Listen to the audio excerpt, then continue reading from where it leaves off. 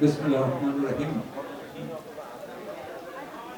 জ্যৈষ্ঠের এই মিষ্টি সন্ধ্যা, এই সুন্দর একটি ক্ষণে জাগ্রত সাহিত্য পরিষদের আজকে যে সুন্দর একটি অনুষ্ঠান, এই অনুষ্ঠানের যিনি, আমি তো বলবো যে সবকিছু করছেন, যে স্ক্রিপ্ট ছাড়া কিভাবে উপস্থাপনা করতে হয়, এবং যার নায়ক এবং যিনি সভাপতি এবং এটার উদ্যোক্তা সেই সিফাত আলম, ওনাকে ধন্যবাদ জানাচ্ছি।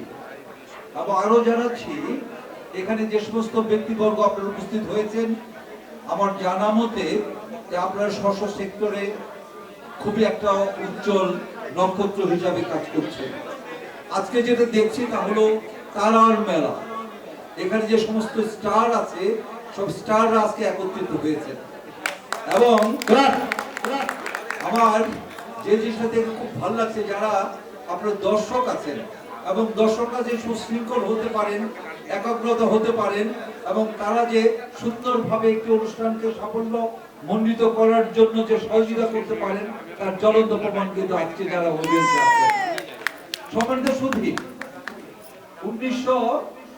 2018 সালে আমরা একজন ভবঘুরে, যিনি নিজের প্রতি খুবই উদাসীন ছিলেন এবং অনেক সময় দেখা যেত দুই পায়ে দুই ধরনের মোজা পড়ছেন, সেই ধরনের একজন ব্যক্তি সিফাত আলম, তাকে আমরা খুঁজে পেলাম, আমাদের মধ্যে আনলাম এবং এনে উনি প্রথমে একটি চমক দেখালেন, যেটা বাংলাদেশ ইলেকট্রিক্যাল অ্যাসোসিয়েশন। উনি বললেন যে বাংলাদেশ ইলেকট্রিক্যাল অ্যাসোসিয়েশনের জন্য আমি একটা হসপিটাল করে দিব। এই যে ওনার যে সুন্দর একটি চিন্তা, এই চিন্তার প্রতিফলক আমরা চট্টগ্রামে, এটা আমি অ্যানাউন্স করেছিলাম, কারণ আমি শুনেছি সিফাতের নানা বাড়ি সেই চট্টগ্রাম, সেই থেকে সিফাতের শুরু, রূপমের শুরু। এখানে অ্যাকচুয়ালি আমাদের বিপক্ষে যারা ছিলেন, যারা ভালো কাজকে দেখতে পারেন না এবং তারা কোনোভাবেই চাননি যে খন্দকার রুহুল আমিন, আলিমুজ্জামান আলম, মাহবুব হাসান সরকার এবং সিফাত আলম একটা সুন্দর হসপিটাল করে একটা চাঞ্চল্য সৃষ্টি করবে, বিধায় তারা আমাদের বিপক্ষে লাগলো, হাইকোর্টে গেল এবং আমরা কোনো অ্যাকাউন্ট করতে পারলাম না। বিশ্বাস করবেন কিনা, প্রায় 84 লক্ষ টাকার চেক আমাদের কাছে ছিল, বিভিন্ন জনে তারা ডোনেট করেছে, কিন্তু আমরা একটি টাকাও আমরা তুলিনি এবং ওইভাবেই আছে। তো সেই সিফাত আলম, আপনারা জানেন জ্বলন্ত আগুনকে কখনো ছাই দিয়ে ঢাকা যায় না। যার প্রতিভা আছে, এই প্রতিভাকে কেউ নিভাতে পারে না, সে আস্তে আস্তে এগোবে। সে থেকে আজকে সিফাত আলমের আজকের এই অবস্থা। এই কারণে আমি দেখছি উনি যে সমস্ত স্টারদের নিয়ে চলছেন এবং যারা উনার চতুর্দিকে আছেন, আশেপাশে আছেন, তাদের যে একাগ্রতা, তাদের যে বস্তুনিষ্ঠ চিন্তা ভাবনা, তাদের যে উদ্দীপনা সত্যি আমাকে বিমোহিত করে। এবং আমি মনে করি আজকের যে সুন্দর একটি প্রোগ্রাম, যে প্রোগ্রামকে সাহিত্য এবং একটা দেশের যদি আমরা লেয়ার এগোতে চাই, এবং আমরা যদি মনে করি যে সাহিত্যে পৃথিবীর মধ্যে সবচেয়ে এগিয়ে, অবশ্যই কিন্তু আমরা ফ্রান্সের নামকে বলবো।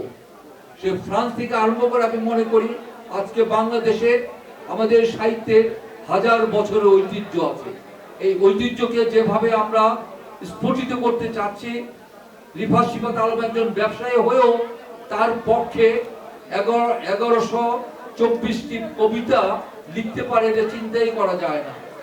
সুতরাং আমি মনে করি ওনার জীবদ্দশায় উনি যে সম্মান পেয়েছেন, এই সম্মানের জন্য অবশ্যই আমরা তাকে সাধুবাদ জানাই এবং করতালি দিয়ে তাকে আমরা আরো অনুপ্রাণিত করতে চাচ্ছি।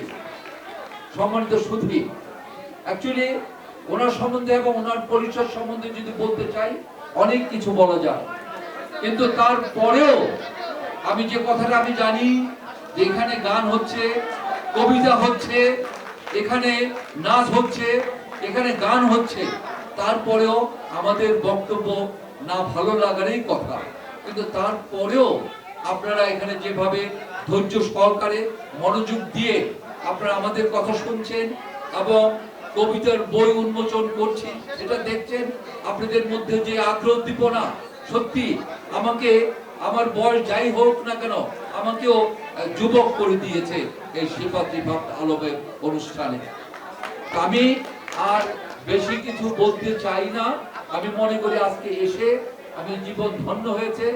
আজকে এই মাসে আপনার 1 মে যেটা গেল শ্রমিক দিবস, এবং আজকে সিফাত আলম তার দিবস।